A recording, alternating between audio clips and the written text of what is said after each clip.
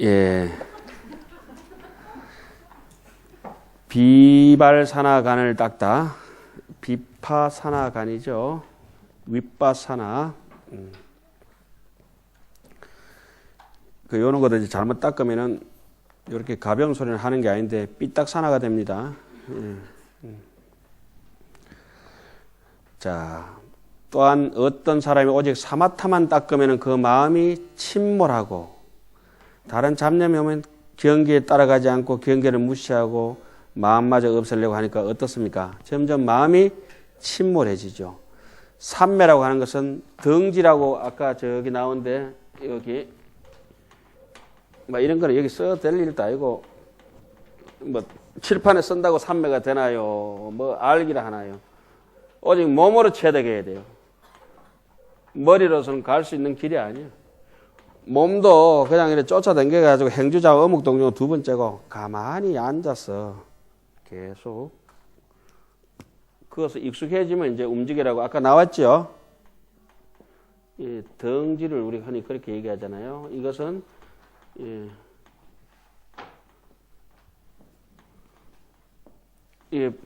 불부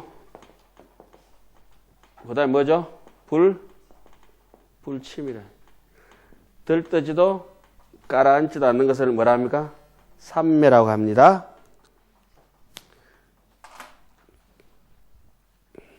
왜 저 사직 같은데 혼침, 도거 뭐 이런 거 많이 나오죠? 혼침은 뭡니까? 무거워져 버리는 거고 생각이. 불부는 생각이 들떠버리는 거죠. 들떠면 사람이 방방 뜨죠. 들뜬 사람 중에 종철아 스님을 한번 얘기해 드릴까요? 철아 스님이 있어요. 철아 스님이 봉암사에서 정진을 했습니다. 옆에 이제 우리 도반 스님이 지켜보니까 한 3일 동안 눈이 붉게 같이 앉아서 씩씩거리는데 겁난데 그때가 여름 하안교 결제 때인데 비바람 몰아치고 번개 몰아치고 눈이 붉게 씩씩씩 걸어 앉아있으니까 도반이 이제 둘이가 옆에 곁에 앉아있고 여기 앉아있고 그 자차가 거기다가 앉아있는데 좀 이따가 이제 밖에 탁 뛰어나가더니 탑을 돌면서 이제 우통을 벗고 이제 난리 굿이 났네, 이제. 탑을 빙빙. 그리고 대중들이 지금 뭐 하는 거 싶어 내다 보니까, 그거 뭐 하는 거야? 정진을 해야지. 입성 선생님이 다가가서 뭐 때문에 그러십니까? 어떻습니까? 그러니까 뭘까? 내가 3일 동안 장마철에 비 오는데, 번개가 번쩍하면은, 하나, 둘, 셋, 넷, 철하라면 빵! 치더라. 그걸 내가 오늘 7번이나 맞췄다.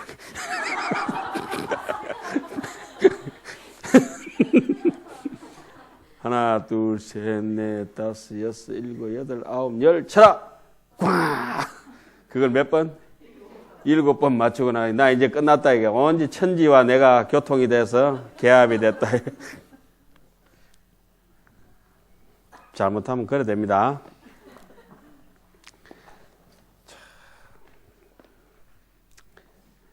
또한 어떤 사람이 오직 사마타만 닦으면 마음이 침몰하고 게으름을 일으켜서 여러 선행을 좋아하지 아니하며 대비심을 멀리 여인하니 이러한 까닭으로 비파산화를 닦는다. 인연 생매를 잘 살펴서 인연공덕 자비간 이런 걸 수행하게 되는 것이죠.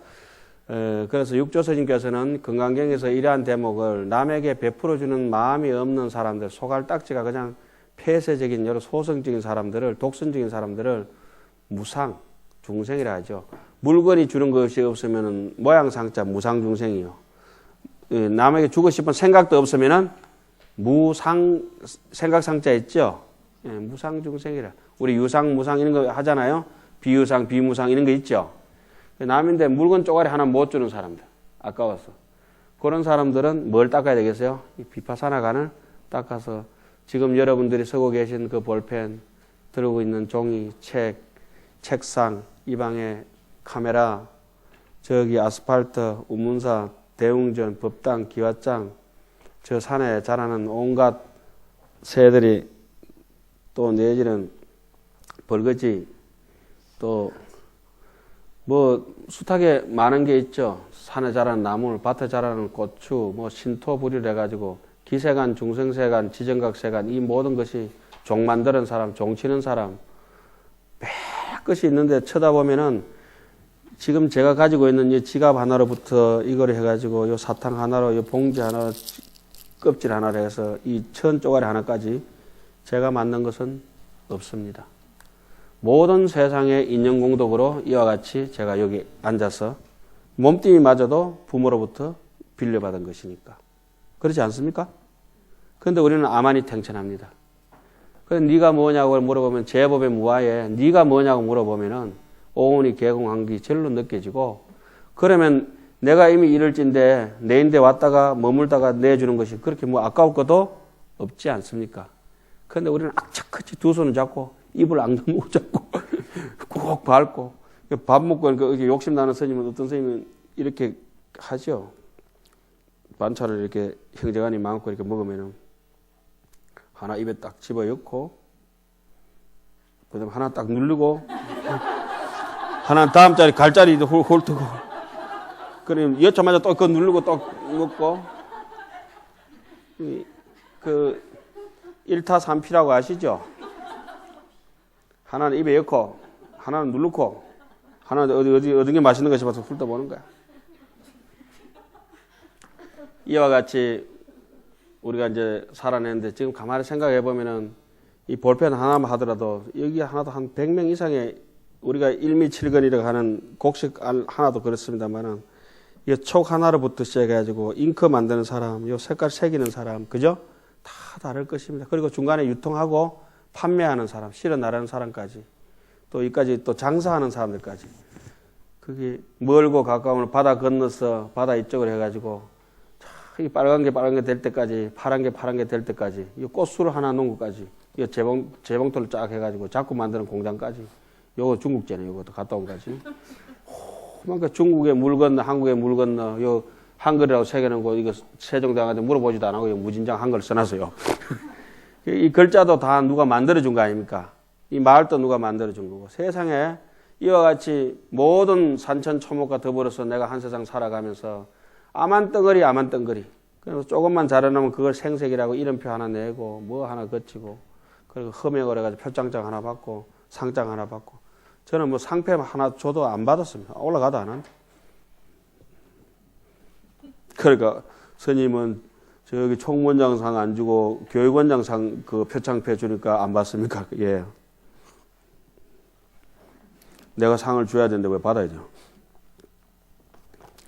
자, 요까지 하고 좀 진행도 합시다. 그 비파사나 가는 뭡니까? 사마타에서 얍삽하게 살던 것을 풍족하게. 이거는 한마디 또 따라해야 되겠습니다. 여유다운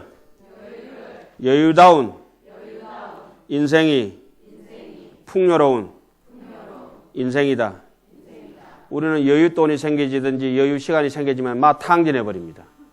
그런데 여유다운 시간과 여윳돈과 여유로운 환경이 생겨졌을 때 내보다가 척박한 환경에서 참 모지락스럽게 사는 사람들은 어떻게 해야 되겠어요? 손잡아서 일으켜주고 평상시에 내가 바쁠 때는 못하더라도 여유로운 시간이 어때요? 늘 생각해야 됩니다. 그래서 밥 먹을 때는 우리 조사 스님들이 늘 얘기해놨듯이 지옥고를 생각하라. 밥 먹을 때 지옥고를 생각하라. 그러면 저는 발을 꼭 이렇게 닦습니다. 안에 9번, 바깥에 9번, 중간에 바깥에 9번. 몇 번, 바로 하나 닦으면 몇 번? 27번. 또 하나 닦으면 27번. 두 개 합치면은 54번. 또 하나 닦으면은 전부 합치면 바로 하나 닦아도 108번 닦습니다. 108번.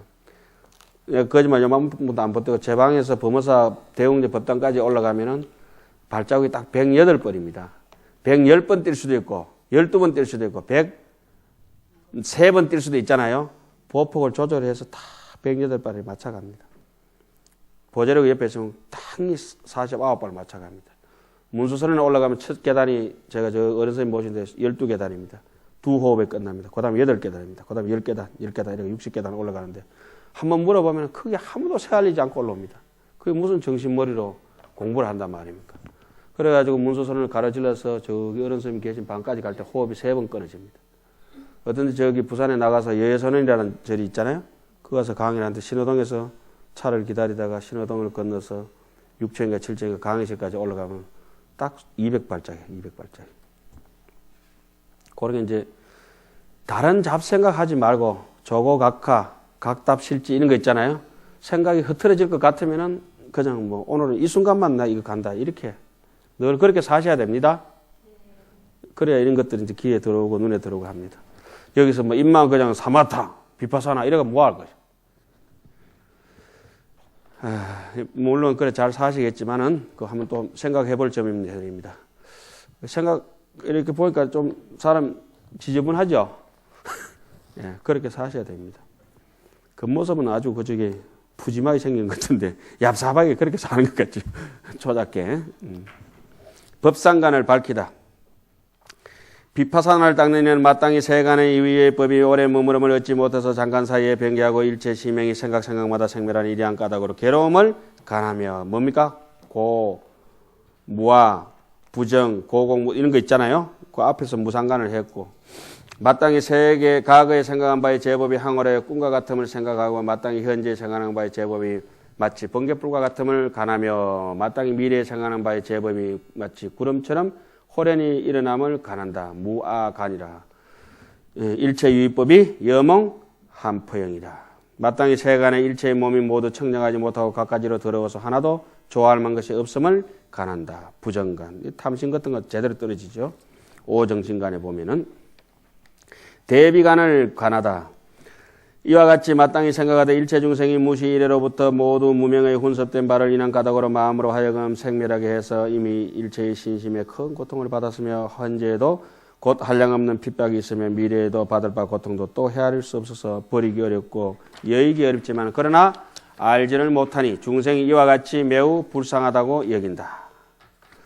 그 다음에 서원간을 밝힌다. 이러한 생각을 하고 곧 마땅히 용맹하게 큰 서원을 세우기를 원컨대 제 마음으로 하여금 분별심을 여의게 하는 까닭으로 시방에 두루하여 일체의 착한 공덕을 수행하며 그 미래가 다하도록 한량없는 방편으로서 일체의 고뇌 중생을 구제하여 열반의 제일의 낙을 얻게 하리라 한다. 정진간을 밝히다. 이와 같은 원력을 일으킨 까닭으로 모든 때와 장소에 있는 바 여러 선행을 자기 감당할 능력을 따라서 버리지 않고 닦고 배워서 마음에 깨어름이 없다. 그 다음에 비파사나를 수행을 총결한다. 오직 자선할 때에 사마타의 전념함을 제외하고는 나머지 사마타는 처음에는 어디서부터 시작합니까? 자선으로 시작해서 나중에 익숙해지면 행주자와 어묵동정으로 넘어가는 거죠. 나머지 일체 때는 마땅히 모두 할 일과 하지 말아야 할 일을 관찰해야 된다. 응작, 불응작을 관찰해야 된다. 지간의 상수를 설하다. 만약 행할 때와 머무를 때와 누울 때와 일어날 때 모두 마땅히 지간을 함께 수행한다. 이른바 비록 제법의 자성이 불생임을 생각하지만 그러나 또한 곧 인연하합의 선악의 업과 고락의 가보가 유실되지 않고 무너지지 않음을 생각하며 비록 인연의 선악 가보를 생각하지만 또한 곧 생각의 성품을 얻을 수 없다. 만약 사마타를 닦는 사람이라면 범부가 세간에 추착함을 대체하여 능히 이성의 급양한 견해를 버려야 한다. 또 만약 비파사나를 닦는 수행자라면 이성의 대비심을 일으키지 못하는 협렬한 마음의 허물을 대체하고 범부가 성근을 닦지 않음을 여의해야 한다. 한 자씩 집중하셔요. 이러한 뜻인 까닭으로 이 지간 두 문은 서로 도움을 이루어서 서로 버리고 여의지 못하나니. 아까 뭐라 했죠? 적해지정, 적정지해. 만약 지간을 갖추지 못하면 곧 보리의 도에 정입할 수 없을 것이다. 이래서 비파사나와 사마타 수행은 별수, 쌍수까지 끝내고 나머지는 뭡니까? 불태전의 연불 방편을 설한다. 여기서 원효 스님은 3개로 나누었는데 현수 스님은 이 단락을 4번째로 나누어 놨어요. 그렇게 원효 스님 의견을 저는 따라가기 때문에 3째 일어났습니다. 연불은 어떠냐? 또한 중생이 처음 이 법을 배워서 바른 믿음을 구하고자 하지만은 마음에 겁약하여 이 사바세계에 주착하는 까닭에 내가 뭐 부처가 되겠나, 내가 뭐 본지 풍광이 있겠나 하면서 항상 제불을 만나서 친히 공양 받들지 못할까 스스로 두려워하는 까닭이다. 두려워하며 말하기를 신심을 가히 성취하기 어렵다고 하니 지금 우리 뜻하고 비슷하죠. 뜻에 물러나고자 하는 사람은 마땅히 알지니 열에는 수성한 방편이 있어서 신심을 서포하시나니 우리가 뭐 죽을 동 살 동 안 매달리고 웃자고 인생은 금방 가버릴 건데. 말하자면 뜻을 오로지 오유지족 전념하게 오롯하게 해서 부처님을 생각하는 인연으로 원력을 따라서 타방의 불국토에 태어남을 얻어서 항상 부처님을 친근하고 영원히 악도를 벗어난다. 저 수다라의 설하기를 만약 어떤 이가 오로지 서방극락세계의 아미타불을 생각하고 닦은 바 성근을 향하여 저 세계에 태어나기를 원한다면 곧 왕생을 얻는다 하시니 항상 부처님을 친견하는 까닭으로 마침내 퇴전하지 않을 것이다. 만약 저 부처님의 진여법신을 관해서 항상 부지런히 수습한다면 필경에 극락에 태어남을 얻어서 정정지에 머무르게 되는 까닭이다. 이제 드디어 다섯 번째 건수 이익분으로서 대성법을 총결한다. 이미 앞에서 수행신신분을 다 설했으니 다음에는 건수 이익분을 설하겠다. 이와 같이 마하연 제불의 비밀장을 내가 이미 모두 설하였으니. 그 다음에 이익을 들어서 닦기를 권하는 대목입니다. 만약 어떤 중생이 열의 참으로 깊은 경계에 바른 믿음을 내어서 비방을 멀리 여의고 대성의 도에 들어가고자 한다면 마땅히 이 논을 수지하여 깊이 생각하고 수습하면 구경의 능히 무상도에 이룰 수 있을 것이다. 만약 어떤 이가 이 법을 듣고는 급약한 생각을 내지 않으면 마땅히 알지니 이 사람은 결정코 부처님의 종자를 이어서 반드시 제불의 수기하는 바가 될 것이다. 가령 어떤 사람이 삼천대 전 세계에 가득한 중생을 능히 교화하여 십선을 행하게 하더라도 어떤 사람이 잠깐 동안에 이 법을 바로 사유함만 갖지 못하리니 앞의 공덕보다 수송하여 가히 비교할 수 없는 것이다. 그러니까 뭐 다른 것보다 자기가 자기를 모르고 간다는 건 너무 억울하지 않습니까? 안타깝고. 또한 어떤 사람이 이 논을 수지하여 관찰 수행하되 하루낮 하룻밤을 하면은 하루낮 하루만 해라 이러네. 있는 바 공덕은 무량무변하여 가히 말할 수 없다.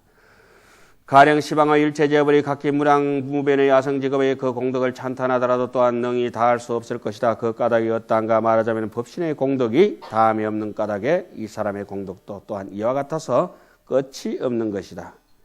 그런데 어떤 중생이 이 논 가운데 해방하고 불신하면 얻는 바 제보는 무량급을 지나도록 큰 권해를 받을 것이다. 이러한 까닭으로 큰 권해를 받을 것이다. 이거 누가 주는 것이 아니라 누가 스스로가 스스로의 눈을 찌르는 격이 될 것이다. 이러한 까닭으로 중생은 다만 마땅히 우러러 믿고 마땅히 비방하지 말지니 깊이 스스로 해치고 또 다른 사람을 해쳐서 일체 삼보의 종자를 끊어지게 한다. 일체 열애께서 모두 이 법을 의지하여 열반을 얻은 까닭이며 일체의 보살이 그것을 인하여 수행하여 부처님의 지혜에 들어가신 것이다. 이건 대성이죠. 네. 마지막에 마땅히 알지니 과거 보살도 이미 이 법을 의지하여 청정한 믿음을 이루었고 현재의 보살도 지금 이 법을 의지하여 청정한 믿음을 이루며 미래의 보살도 당내의 이 법을 의지하여 청정한 믿음을 이룰 것이니 이러한 까닭으로 중생은 마땅히 부지런히 수학하여야 한다. 자, 결론 해안계로 총결하다. 제불심신 강대의 아금 수분 총지설 해차 공덕 여법성 보리일체 중생계. 아이고, 여러분들께서 그동안에 오늘 뭐 이렇게 마치게 돼서 참 애쓰셨습니다. 거듭 졸업을 축하드립니다.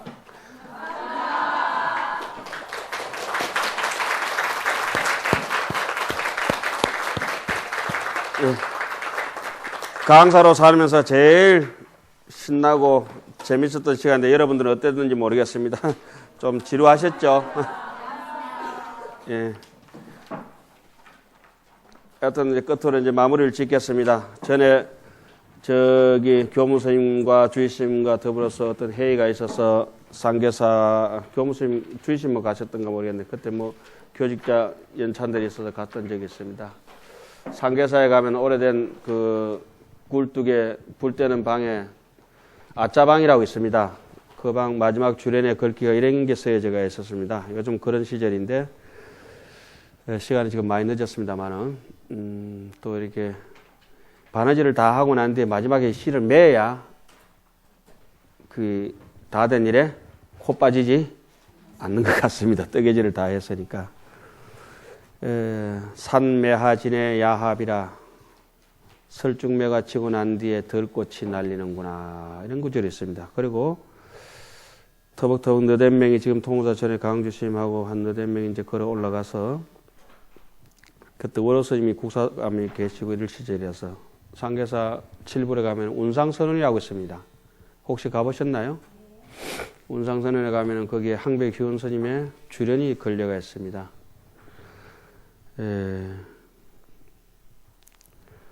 그 항백희원 스님의 글이 진로 미탈사 비상이요. 침은 마지막 글장에 나오죠. 이 사바세계의 티끌번뇌를 3세 육주에서 벗어나지 못한 것이 사비상이라. 보통 일이 아니다.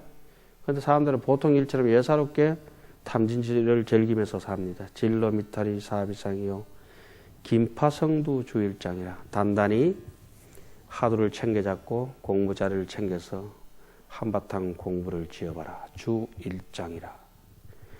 불시 1번 한철고리면은 한 번에 뼛속까지 사무치는 추위가 거치지 아니하면은 쟁덕매화 박비한가. 저 매화가 어찌 코를 찌르는 향기를 토할 수 있으라. 이런 구절이 운상선언의 성객들을 독려하는 글로 항백스님의 글이 쓰여져가 있습니다.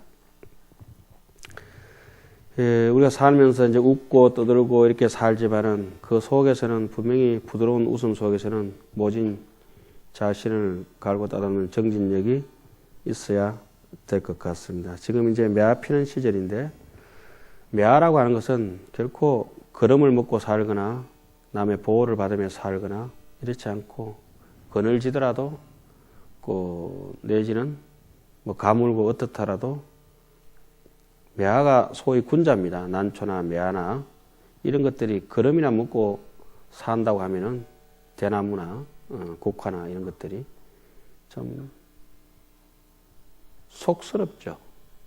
속스럽다는 말씀은 속인이라는 말씀은 머리 긴 분들이 속인이 아니라 계곡에 사는 사람이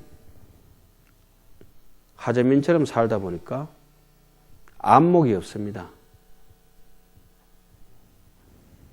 성이라고 하는 것은 뭐 다른 성가도 얘기를 하겠습니다.